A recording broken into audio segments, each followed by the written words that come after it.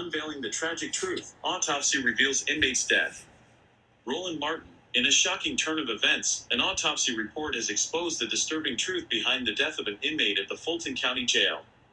Family member, they took my brother away from us.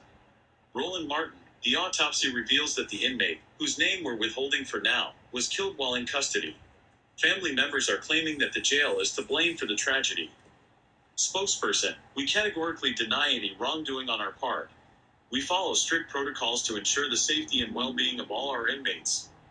Former inmate, you don't know what goes on in there. It's like a ticking time bomb. Lawyer, we demand justice for our client. No one should die in jail under suspicious circumstances.